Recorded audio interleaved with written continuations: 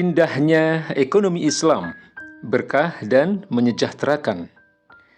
Keadilan adalah pilar kehidupan yang amat berharga yang menjadi dambaan umat manusia, termasuk keadilan dalam bidang ekonomi. Kehidupan ekonomi yang berkeadilan menjauhkan manusia dari kepemilikan harta secara zalim. Ekonomi yang adil tidak berpihak hanya kepada kelompok tertentu, seraya mengabaikan kaum yang lemah. Keadaan seperti itu tidak pernah didapatkan oleh manusia dalam ideologi sosialisme, komunisme, maupun kapitalisme. Sosialisme, komunisme sudah bangkrut dan gagal menyejahterakan umat manusia. Kapitalisme pun menciptakan jurang ekonomi yang tinggi, lebih berpihak kepada konglomerat, sementara rakyat terus dibebani dengan berbagai pungutan pajak. Berikut adalah keunggulan sistem ekonomi Islam.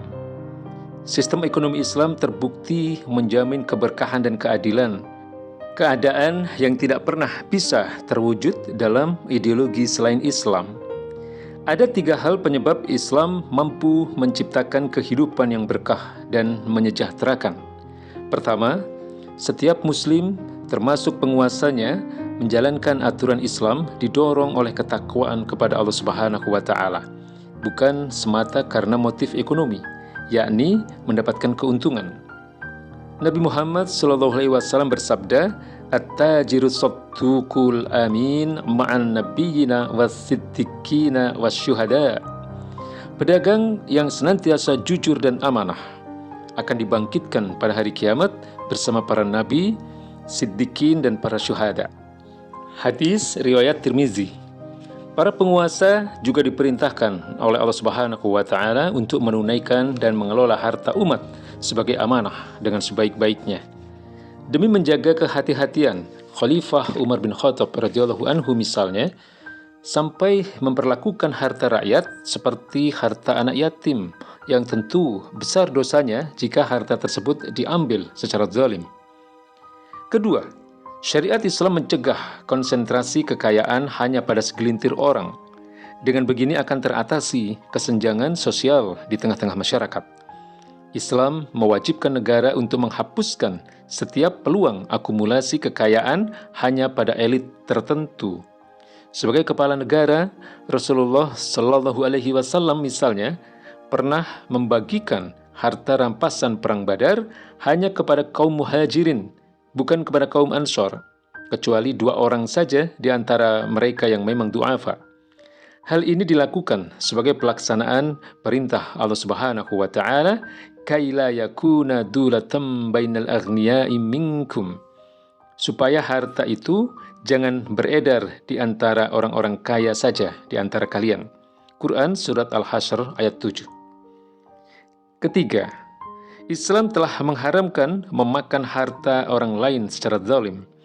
Allah Subhanahu wa Ta'ala berfirman, "Ya ayyuhalladzina amanu la ta'kulu amwalakum bainakum bil batil illa an takuna tijaratan an taradin minkum." Hai orang-orang yang beriman, janganlah kalian saling memakan harta sesama kalian secara batil, secara zalim, kecuali dalam perdagangan yang berlaku atas dasar keridhaan di antara kalian. Quran Surat An-Nisa ayat 29. Menurut As-Sa'di di dalam tafsirnya berkaitan dengan Quran Surat An-Nisa ayat 29 di atas, yang termasuk memakan harta secara zalim adalah mencakup ghasab, perampasan. Ghasab menurut Dr. Khalid Al-Musyaikih adalah menguasai hak orang lain, baik hartanya atau hak gunanya secara paksa, tanpa alasan yang benar. Dengan demikian, setiap pengambilan harta dari sesama mestilah berdasarkan saling ridho dan sesuai dengan tuntunan syariat Islam. Setiap pengambilan harta dengan cara paksaan atau ghazab dan menyalahi hukum Islam adalah perbuatan zalim. Walaupun sedikit, jika diambil secara zalim, maka Allah Subhanahu wa Ta'ala mengharamkan pelakunya masuk surga. Baginda Nabi besar Muhammad sallallahu alaihi wasallam bersabda, "Man iqtata'a haqqam ri'in muslimin biyaminihi faqad aujaballahu lahun nar wa harrama alaihil jannah." Faqala lahu rajulun, "Wa in kana syai'an yasiran ya Rasulullah?" Qala wa in qadiban min arak. Siapa saja yang mengambil harta saudaranya dengan sumpahnya secara tidak benar, maka Allah Subhanahu wa Ta'ala mewajibkan dia masuk neraka dan mengharamkan dia masuk surga. Lalu ada seorang yang bertanya, "Wahai Rasulullah, meskipun hanya sedikit?" Beliau menjawab, "Meskipun hanya sebatang kayu arak atau kayu untuk siwak." Hadis riwayat Ahmad. Larangan gosok ini berlaku umum, termasuk oleh penguasa. Dalam syariat Islam, negara diharamkan memungut harta seperti berbagai pajak saat ini tanpa keriduan rakyat dan bertentangan dengan syariat Islam. Harta rakyat terlindungi oleh hukum-hukum Allah Subhanahu wa Ta'ala. Negara hanya berhak memungut zakat dari kaum muslim, jizyah dari warga non-muslim, serta kharaj bagi warga muslim ataupun ahlu zimah yang tinggal di tanah kharajiyah saja. Dalam Islam, pungutan pajak atau doribah hanya dipungut ketika kas negara dalam keadaan krisis. Artinya, pajak bersifat temporer, sewaktu-waktu atau tidak terus-menerus. Itu pun hanya diambil dari warga muslim yang kaya saja. Non-muslim tidak dikenai pajak. Beda dengan pajak dalam sistem kapitalisme yang dipungut secara zalim dari semua warga negara, miskin dan kaya, bahkan dipungut dari beragam barang dan jasa dan bersifat terus-menerus. Kapitalisme menyengsarakan. Berkebalikan dari Islam, sistem kapitalisme terbukti memberatkan rakyat, menciptakan kesenjangan sosial, dan hanya menguntungkan kelompok elit tertentu. Inilah yang sudah sejak lama dirasakan oleh rakyat Indonesia. Bahkan kehidupan rakyat semakin berat dari waktu ke waktu. April tahun lalu misalnya, pemerintah resmi mengumumkan kenaikan pajak pertambahan nilai (PPN) menjadi 11%. Kenaikan PPN ini dirasakan oleh semua orang tanpa pandang bulu. Semua, kaya atau miskin, harus membayar PPN untuk setiap barang dan jasa yang dikonsumsi.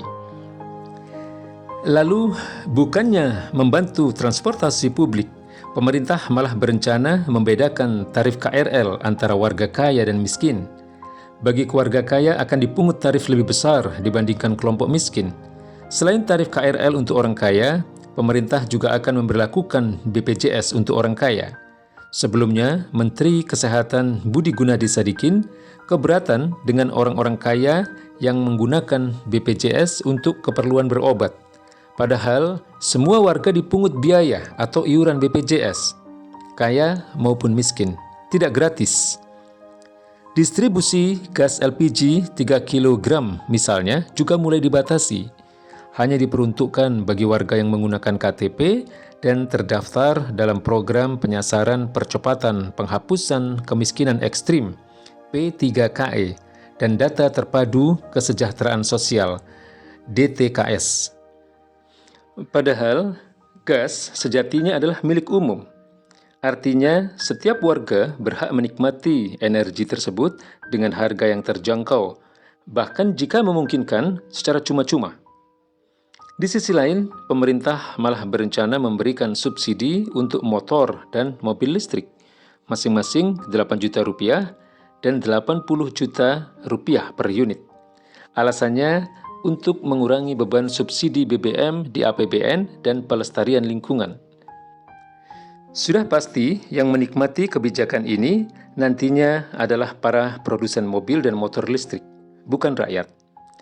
Pemerintah juga begitu bersemangat mengeluarkan Perpu Cipta Kerja setelah MK menyatakan Undang-Undang Cipta Kerja sebagai inkonstitusional bersyarat. Pemerintah beralasan Perpu dikeluarkan karena perekonomian Indonesia akan menghadapi ancaman resesi global, konflik Ukraina-Rusia, dan ketidakpastian yang masih sangat tinggi. Padahal sejak awal, pengesahan Undang-Undang Omnibus Law sudah banyak dikritik. Pasalnya, undang-undang tersebut hanya menguntungkan para pengusaha alias kaum oligarki, serta merugikan masyarakat luas seperti buruh, pemilik lahan, dan para petani. Kesengsaraan lain yang diciptakan kapitalisme adalah kesenjangan pendapatan yang tidak berubah sejak 20 tahun silam.